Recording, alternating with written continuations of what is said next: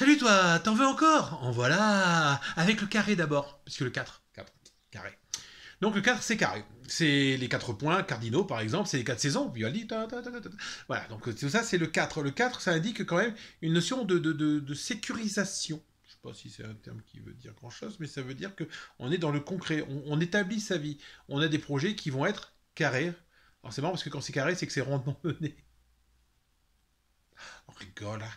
Et donc ça c'est pour le 4. Le 5, lui, correspond plutôt au plaisir, à la notion de plaisir, mais aussi de spiritualité. Je m'explique. Le 5, c'est les 5 sens de l'homme. Ah ouais. Le 5, c'est aussi l'homme en lui-même, les deux jambes, les deux bras et le tronc. Donc le 5 va correspondre à cette image aussi de milieu. On a 4 chiffres avant, 1, 2, 3, 4, 5 et 6, 7, 8, 9. Donc on est arrivé dans une période de charnière, une période où il faut se donner aussi la notion de plaisir. C'est aussi le 3 plus 2. 5, évidemment. Le 3, c'est la spiritualité. Le 2, c'est la dualité. On a des doutes, mais on cherche à trouver un sens nouveau à sa vie. Le 6, lui, est plus complexe. Le 6, c'est plus la notion. C'est une notion de protection. On le trouve par exemple dans l'étoile judaïque, avec le sceau de Salomon, qui correspond donc à 6 branches. Le 6, on attaque la fin d'un cycle aussi. C'est la fin du deuxième cycle. 1, 2, 3, 4, 5, 6. Le deuxième cycle s'arrête. Le 6, c'est aussi l'accomplissement. C'est un chiffre qui est un peu spécial, le 6, puisque si vous le prenez bien, 1 plus 2 plus 3 égale 6, et 1 fois 2 fois 3 égale 6. Marrant, non?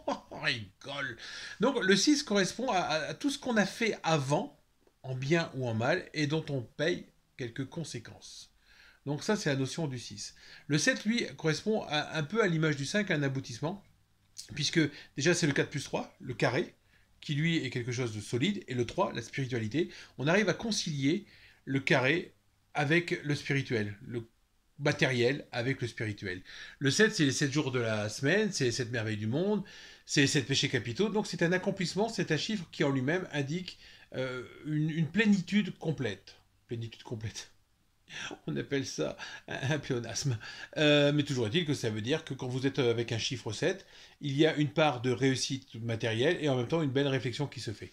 Bon, on se retrouve après pour le 8, 8 et le 9. Bon, on a déjà pratiquement tout fini alors. Bah, c'est bien.